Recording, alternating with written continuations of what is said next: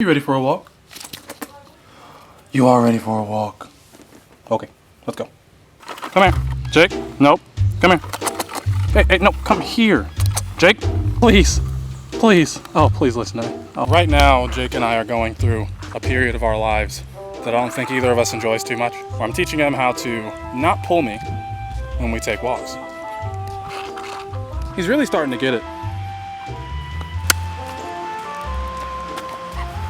A little bit. But on to what we came here to talk about today. Every mobile photographer should have a few options when it comes to their mobile photo effects. Today's effect was suggested by the one and only On The Go Camera on Instagram. It is dope, and I'm gonna show you how to do it. But first, intro.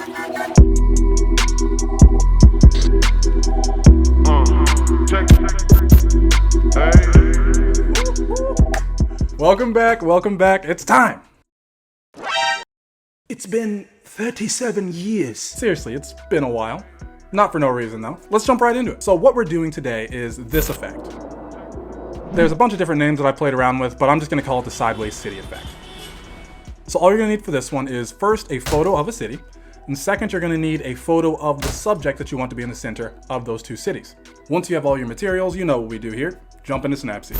Now the first thing we're gonna open in Snapseed is the city. We need to flip the photo of the city so the buildings match up. To do that, go into Tools, and then go to Rotate. Look over at the bottom center, you'll see those little triangles pointing at each other. Select those, and that flips the city. Select the check mark, and then export. Once you have the original city and the flipped version, it's time to throw it all together. What I've opened up here is a white rectangle that I made in Photoshop that is the exact proportions of a tall, fat Instagram post. I did that so the end result will be the exact dimensions I need, but you can just as easily open up one of the cities and then crop it in later. So now you can probably guess what we're gonna do next. We're just gonna go into Tools, double exposure, and we're gonna open up that city. First, we're gonna open up the original, and let's bring that down to size.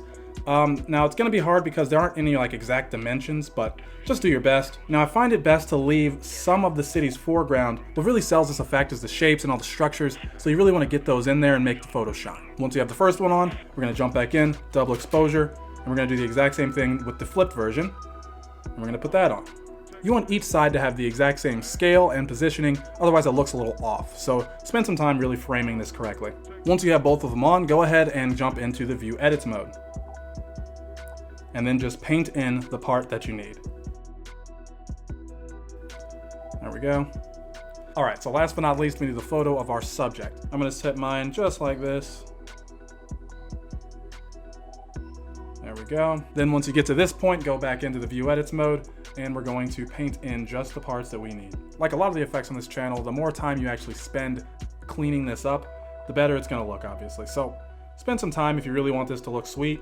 I'm gonna take my time with this, so it's time to speed things up.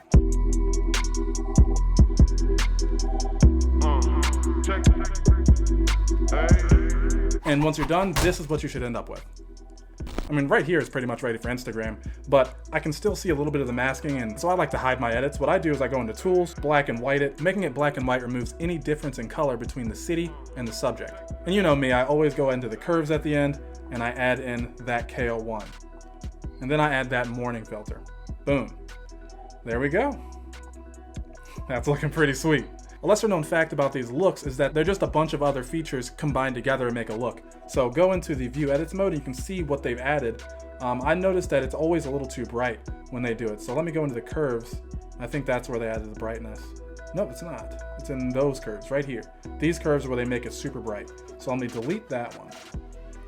And that looks way better. Once you're done, go ahead and export again. And this is what you should have as your final result. If you end up using this tutorial, don't forget to tag me on Instagram so I can take a look at your work. I really appreciate you for watching this video. If you enjoyed this and you want to see more, make good use of that like button. And please subscribe. I'll talk to you in the next one.